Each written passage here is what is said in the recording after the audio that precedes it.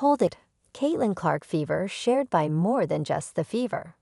Indianapolis. Debates about whether Caitlin Clark is a targeted player have been an unwanted element of the Indiana fever season since it tipped off in May.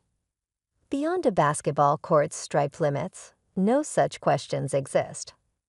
A little more than an hour prior to the Indiana Fever's listless 89-84 loss to the Washington Mystics last week in a rare noon start, clusters of young girls, and some adults, encircle the lowest levels of Gainbridge Fieldhouse. Most are donning Fever jerseys, t-shirts or hats donning the polarizing Rookie Guards No. 22. Some fans carry signs designed to praise, and in a perfect world, attract the attention of Clark. Most, however, just use their voices. Caitlin, Caitlin louder.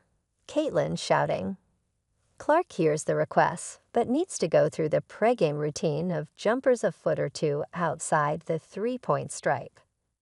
A yellow-shirted team manager repeatedly feeds Clark the basketball in rhythm as the 22-year-old demonstrates her textbook form from the baseline, wing and top of the key.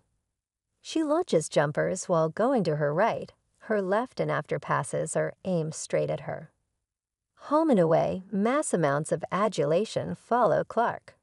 She's Taylor Swift with the ability to bury deep threes, collect the timeliest of steals, or flip a no-look pass to an open teammate.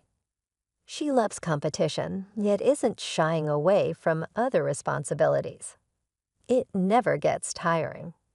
"I don't think that's anything you take for granted," said Clark, who, when asked if she remembers her first autograph request that has since touched off thousands all over the country, thinks for a couple of seconds before settling on early in her high school career. Then in college is probably when it began to actually pick up. In time, the lights inside Gainbridge Fieldhouse are turned off and player introductions commence.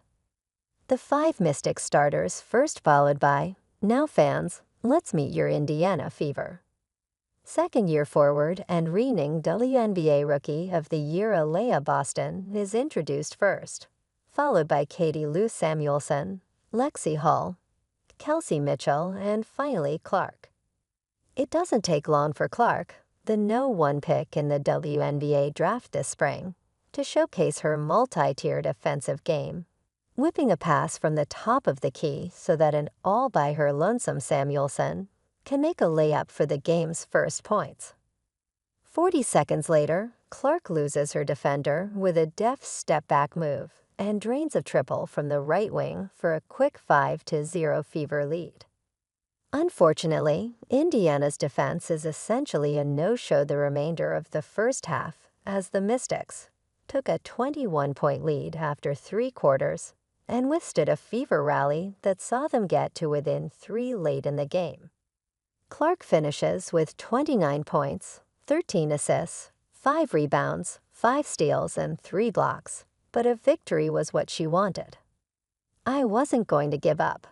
I don't care if we're down, what was it, 20-plus points." Clark said afterward, "I don't want to get beat by 40. We might as well do everything we can to make it close.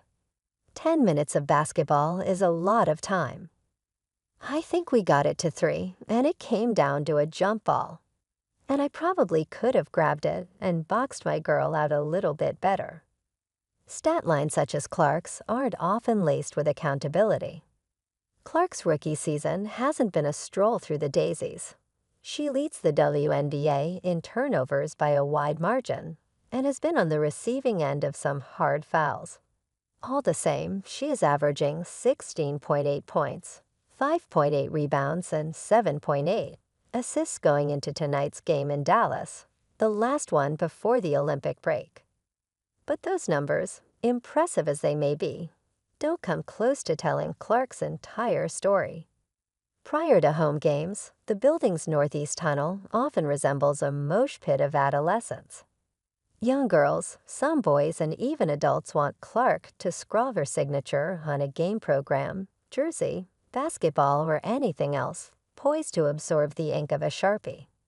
Among those gathered near the South Tunnel prior to last week's game were Brody and Kayla Vanderkook, who drove 448 miles from Waterville, Iowa, population 109, to watch Clark in an environment previously foreign to them.